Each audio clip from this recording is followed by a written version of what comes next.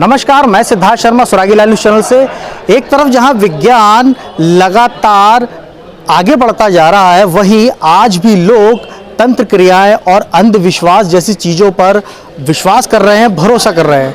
दरअसल काशीपुर में 2 दिन पूर्व खाली कॉलोनी में एक पिता ने अपनी 2 पुत्रियों को अंधविश्वास के चलते मौत के घाट उतार दिया। पुलिस द्वारा आरोपी पिता को पकड़ने के बाद लगातार पिता एक यही बात कह रहा था कि मेरी पुत्रियों पर, मेरे परिवार पर चुड़ैल का और भूत प्रेतों का साया है, जिनको निकाला जा रहा था और उसी के चक्कर में ये कांड हो गया। ऐसे में सवाल ये उठता है कि आज जहां अंधविश्वास जैसी चीज़ों पर लोग लगातार भरोसा करते जा रहे हैं, तो वहीं शिक्षा का होना भी बेहद ज़रूरी है। हालांकि आरोपी पिता को पुलिस ने पकड़ते हुए अपनी गिरफ्त में ले लिया।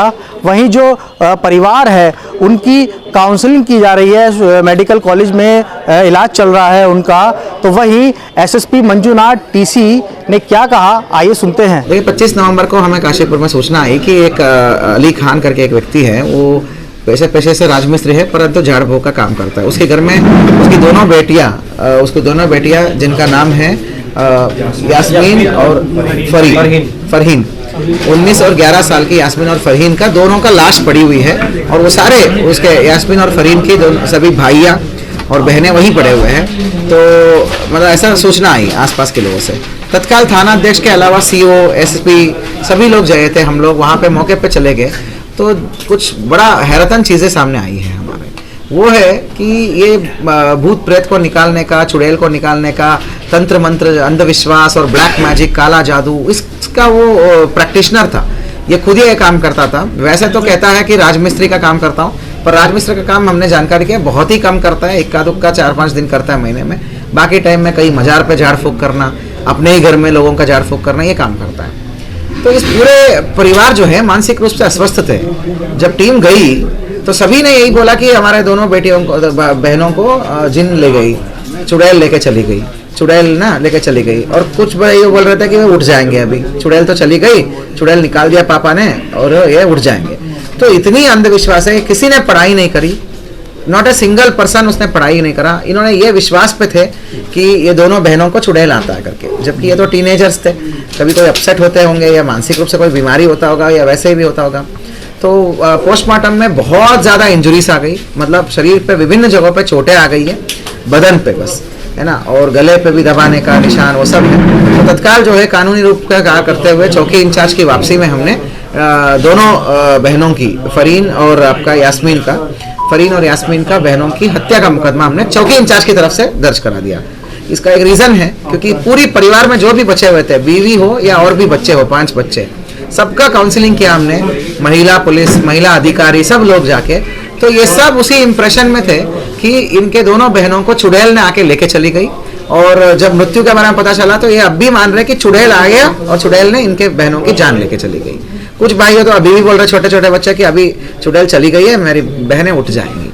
तो बहुत ही ज़्यादा वो अस्वस्थ मानसिकता के साथ है, मानसिक रूप से अस्वस्थ है।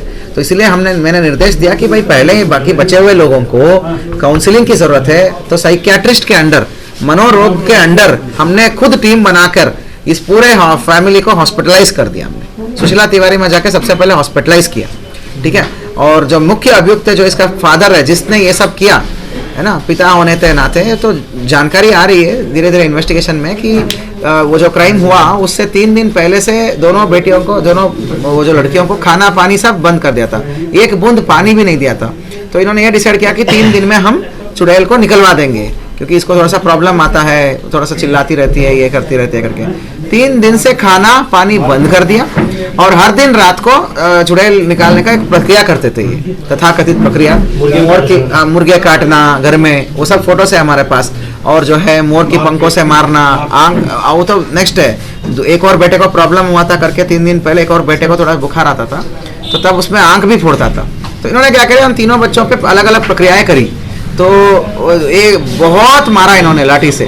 तो एक बच्चे भी पता नहीं, किसी ने हाथ पकड़ा, किसी ने पैर पकड़ा, क्योंकि पापा बोल रहे थे। पापा ने पूरा कन्विंस कर दिया अपने परिवार को कि ये दोनों बेटियों को तो चुड़ैल है और भाई पे भी हवा है। तो एक जो हवा निकालने के लिए आंखें फोड़ रखा है उसने, एक भाई का। ठीक है ना, मतलब अपने खुद का बेटे का ही। तो कुल मिला के 3 दिन लगातार पिटाई होने के बाद खाना भी नहीं, कुछ नहीं, तो और गले भी दबाया, तो वो मृत्यु हो चुकी थी। तो एक बेटी का जो 2 दिन पहले ही हो चुका था, दूसरे जो 11 साल की लड़की का 2 दिन बाद हुआ इस प्रक्रिया में। तब जाके अड़ोस पड़ोस वालों ने जानकारी दी और पुलिस आई यहाँ पे। तो ये परिवार वाले आज भी मान रहे हैं कि ये हवा आके लेके चली गई करके। तो बड़ा ही विरुद्ध विद्रावक ये बर्बरता का घटना है। और कितना हद तक जो है मतलब इलिटरेसी और अनपढ़ता और लैक ऑफ नॉलेज जो है कभी कभी जान भी ले जाती है। साथियों मैं बताना चाहूँगा, इन्होंने जिन नहीं निकाला, जान ही निकल गई थी। तो बहुत ही अपने ही परिवार का। तो मैं आपसे अपील करता हूँ कि आपके परिवार हो या कोई मोहल्ला हो, घर में हो, आपके इलाके में कैसा ऐसे लोग करते हैं ना, ब्लैक मैजिक जिसको बोलते हैं ना, जिसको ब्लैक मैजिक और क्या बोलते हैं अंधविश्वास, काला जादू है, और इसको अंधविश्वास का जो प्रैक्टिस होता है ना, कुछ चीज़ें जो है धार्मिकता से बाहर हो जाती है। मतलब धर्म और स्पिरिचुअलिटी तो अलग बात है, धार्मिक से बाहर होता है, अंधविश्वास पे आना है ना, different type of black magic को करना, ये सब अगर कोई करता है तो आप लोगों को सतर्क रहना पड़ेगा। उनके घर वालों को जाके काउंसलिंग करना पड़ेगा और पुलिस प्रशासन को इन्फॉर्म करना पड़ेगा, क्योंकि इन सब चीज़ों से तंत्र मंत्र से जान भी जा सकती है। ठीक है ना। तो दुखद घटना है ये, हमारे लिए कोई बहुत बड़ी उपलब्धि नहीं है, ये बहुत दुखद घटना है। तो ये समाज के लिए एक सबक है।